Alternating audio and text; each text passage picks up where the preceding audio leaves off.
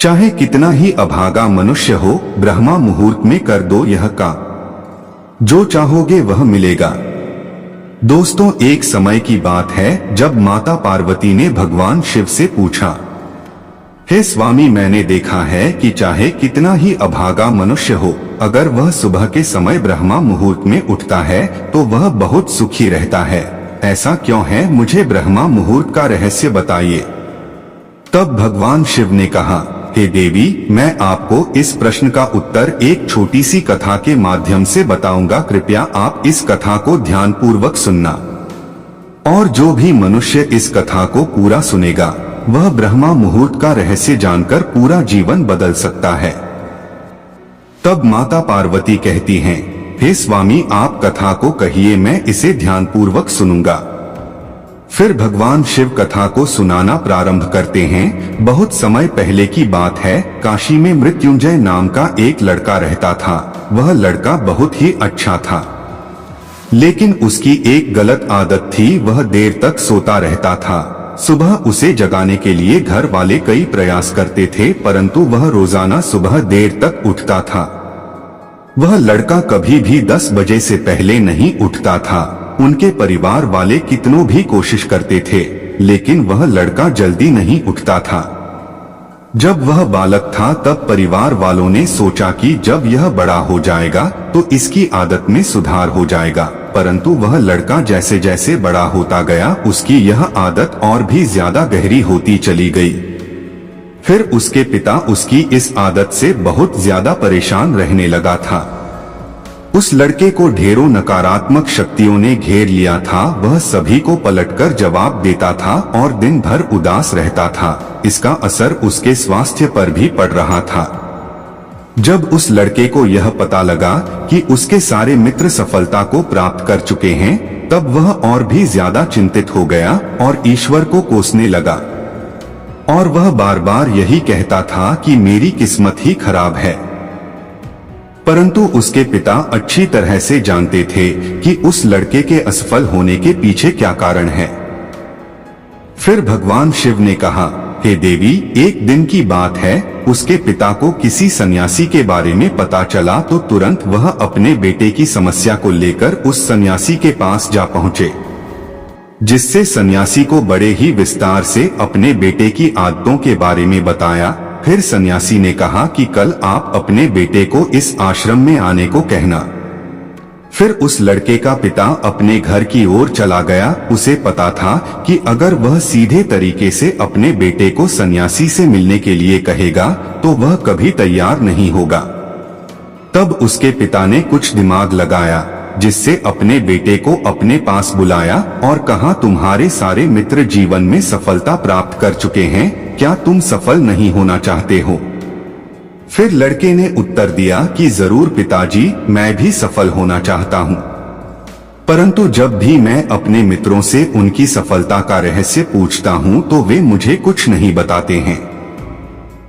भगवान शिव ने कहा, हे देवी। फिर उसके पिता ने अपने पुत्र से कहा कि मुझे यह रहस्य पता चल गया है कि वह सभी क्यों सफल होते जा रहे हैं। तब उस लड़के ने बड़ी उत्सुकता से पूछा, क्या पता चल गया है पिताजी? कृपा करके आप मुझे बताइए। फिर उसके पिता ने कहा कि कल सुबह तुम्हें एक सन्यासी के आश्रम में जाकर उनसे मिलना है। यदि तुम वहां पर समय से पहुंच गए तो वह सन्यासी तुम्हें ऐसा मंत्र बताएंगे जिससे तुम सफल हो जाओगे। परंतु एक समस्या है। लड़के ने पूछा, क्या समस्या है? तब पिता ने कहा कि जब तक तुम सोकर उठोगे तब तक सन्यासी से मिलने का समय समाप्त हो जाता है। फिर उस लड़के ने कहा कि पिताजी, मैं कल पूरी रात जागता रहूंगा और सुबह सन्यासी से मिलकर आऊंगा। फिर उसके पिता ने कहा कि ठीक है, तुम वहां जाकर उस सन्यासी की आज्ञा को मानना। पिता की बात सुनकर वह लड़का बहुत अधिक खुश हुआ। जीवन में पहली बार रात्रि में वह जागता रहा, परंतु थोड़े ही समय में उसे नींद आ गई और वह सो गया। फिर अगली सुबह जब वह उठा तो उसे पता चला कि सन्यासी से मिलने का समय समाप्त हो चुका था। उसके पिता ने लड़के की तरफ देखा और कहा कि तुम जीवन में कभी सफल नहीं हो पाओगे, जाओ और जाकर सो जाओ। जिससे पिता की यह बात सुनकर उस लड़के को बहुत दुख हुआ। उसने मन ही मन स्वयं को चुनौती दी कि कल सुबह वह सन्यासी से मिलने अवश्य जाएगा। उसने अपने पैर में एक छोटा सा घाव बना लिया, जिससे दर्द के कारण उसे रात भर नींद नहीं आई और उन्होंने पहली बार सूर्योदय से पहले उठा था और वह तुरंत ही तैयार होकर सन्यासी से मिलने के लिए चला गया। लड़का जैसे ही सन्यासी के आश्रम में पहुंचा तो वहां पर उसने देखा कि सन्यासी और उसके सभी शिष्य ध्यान लगाकर बैठे हुए थे। फिर जब ध्यान का समय समाप्त हुआ तब लड़का उस सन्यासी के पास पहुंचा और उन्हें प्रणाम करते हुए बोला कि आपके पास कोई ऐसा मंत्र है जिससे मैं सफल हो सकता हूं? कृपया करके मुझे वह मंत्र बताइए। मैं भी अपने मित्रों के समान सफल होना चाहता हूं और अच्छा जीवन जीना चाहता हूं। दोस्तों, भगवान शिव ने माता पार्वती से कहा, हे देवी। फिर सन्यासी मुस्कुराए और बोले, अच्छा तो तुम वही बालक हो, तुम्हारे पिताजी मुझसे मिलने आए थे और उन्होंने तुम्हारे विषय में मुझे सब कुछ बता दिया था। मैं तुम्हें वह मंत्र अवश्य बता देता, परंतु फिर अब लड़के ने जैसे ही परंतु शब्द सुना तो लड़का घबरा गया। उसने पूछा, परंतु क्या गुरुदेव? तब सन्यासी बोला, मैं तुम्हें वह मंत्र बताऊंगा, परंतु अगले 21 दिनों तक तुम्हें मेरी आज्ञा माननी होगी। मैं तुम्हें वह मंत्र 21 दिनों के बाद बताऊंगा। तब तक मैं तुमसे जो भी कार्य कहूंगा तुम्हें वह करना होगा। यदि तुम असफल हुए या कार्य के बीच से तुम्हारा संकल्प टूट गया तो उस मंत्र का असर नहीं होगा। फिर दृढ़ निश्चय के साथ उस लड़के ने कहा कि मुझे आपकी सारी आज्ञा स्वीकार है। मैं अगले 21 दिनों के लिए आपका दास हूँ। आप जो भी कहेंगे मैं वही कार्य करूँगा। मुझे केवल और केवल उस मंत्र के बारे में जानना है और मुझे भी सफल होना है। दोस्तों, फिर भगवान शिव ने कहा, हे देवी। सन्यासी ने उस लड़के से कहा कि ठीक है, कल से तुम्हारा कार्य शुरू होगा, तुम इसी आश्रम में निवास करो। तब वह लड़का आश्रम में निवास करने के लिए तैयार हो गया। सन्यासी ने कहा कि यहाँ रहते हुए तुम्हें ब्रह्मा मुहूर्त में उठना होगा और दूसरे शिष्यों की तरह ध्यान और तप करना होगा। साथ ही आश्रम के कार्यों में भी सहायता करनी होगी। ध्यान रहे, यह संकल्प टूटना नहीं चाहिए। अब वह लड़का सन्यासी की बात से सहमत हो गया और अगले दिन से उसके कार्य के दिन की शुरुआत थी। इस बार उसने दृढ़ निश्चय किया, परंतु 1 सप्ताह बीतने के पश्चात ही उसका संकल्प टूट गया और वह 8वें दिन देर तक सोता रहा।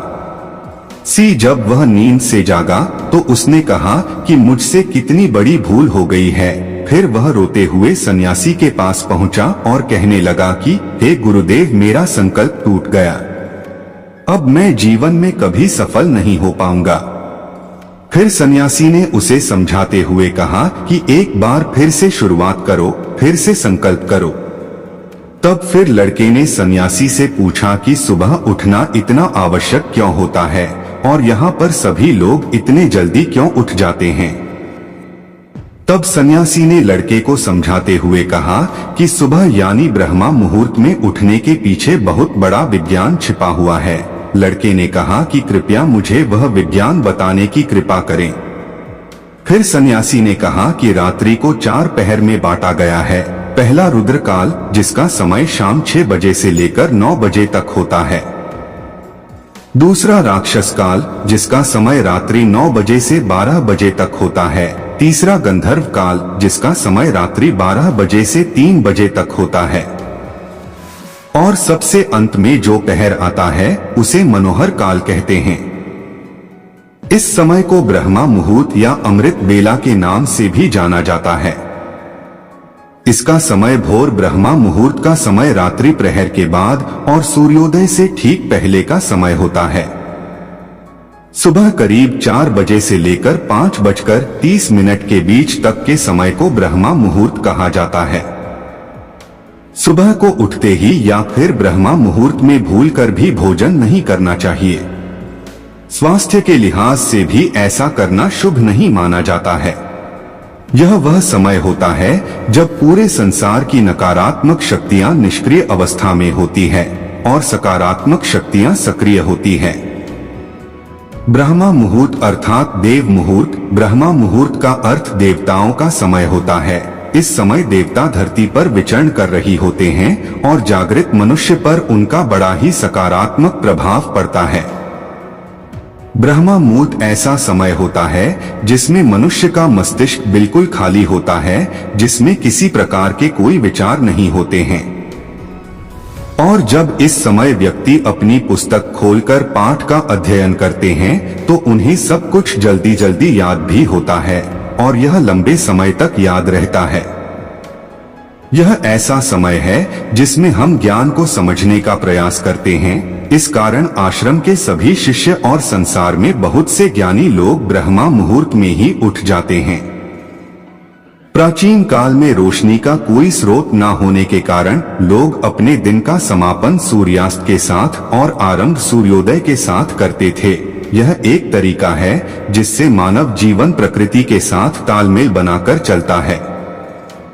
दोस्तों, फिर भगवान शिव ने माता पार्वती से कहा, हे देवी। उस लड़के ने कहा कि ठीक है, मैं कल से अपना संकल्प फिर से शुरू करता हूँ, परंतु ब्रह्मा मुहूर्त में उठकर मुझे क्या क्या करना चाहिए।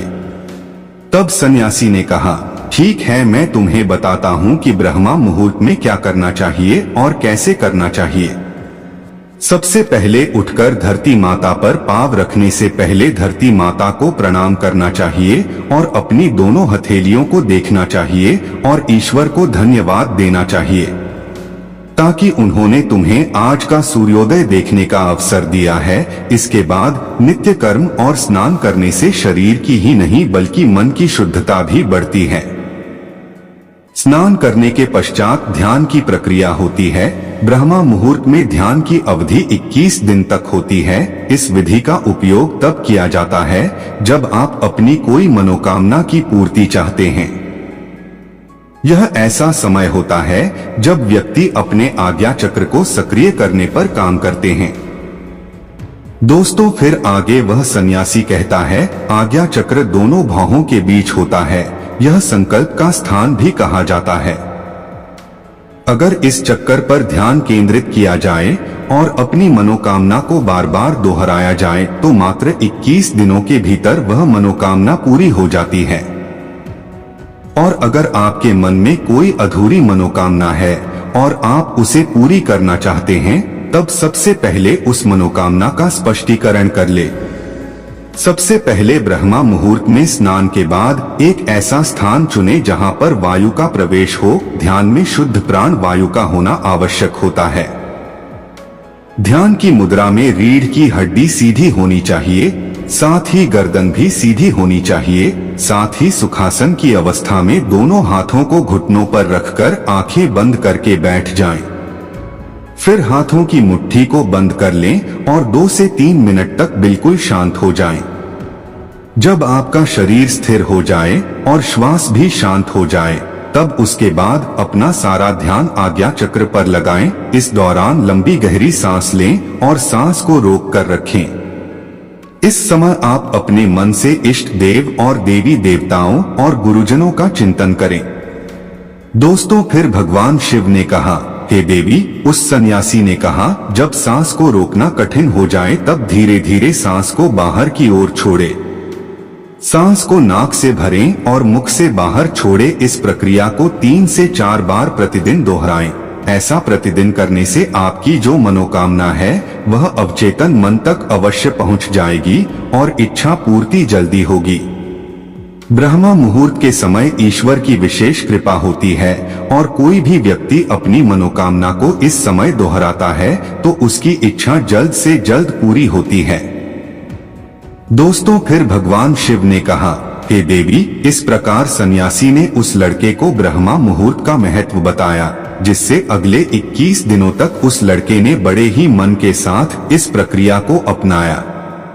अब वह बहुत ही ज्यादा अनुशासित और शांत स्वभाव का बन चुका था। उस लड़के ने जैसे ही अपना संकल्प पूरा कर लिया, उसके बाद वह लड़का बड़े ही प्रसन्न भाव से सन्यासी के पास पहुंचा और कहने लगा, हे गुरुदेव, मैंने 21 दिनों का संकल्प पूरा कर लिया है। अब कृपया मुझे सफल होने का मंत्र बताइए। तब उस सन्यासी ने मुस्कुराते हुए कहा, पिछले 21 दिनों से जो अभ्यास तुम करते हुए आ रहे हो वही तुम्हारा सफलता का मंत्र है।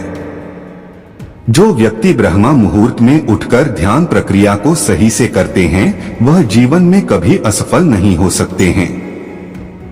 तुम्हें ब्रह्मा मुहूर्त का रहस्य पता चल चुका है, अब तुम इसे पर्यंत करो, तुम्हें जीवन के लक्ष्य और सफलता दोनों प्राप्त होंगे। फिर उस लड़के ने सन्यासी को धन्यवाद दिया और ब्रह्मा मुहूर्त के नियमों का पालन जीवन पर्यंत तक करने का वादा भी किया। और दोस्तों, अगर व्यक्ति अपने जीवन की दिशा को एक खास तरह से बदलने के लिए इच्छुक नहीं है तो उसे आधी रात को साधना नहीं करना चाहिए, क्योंकि इस दौरान की गई साधना कुछ ऐसे बदलाव लाती है जिसे आप शायद संभाल न पाएं। तो दोस्तों, इस प्रकार भगवान शिव ने माता पार्वती को कथा सुनाई। मैं आशा करता हूं कि आपको ये कथा पसंद आई होगी, और यदि इस चैनल शर्मा स्टोरी नंबर 1 पर नए हैं तो चैनल को सब्सक्राइब कर वीडियो को लाइक एवं शेयर जरूर करें। साथ ही कमेंट बॉक्स में हर हर महादेव जरूर लिखें। धन्यवाद।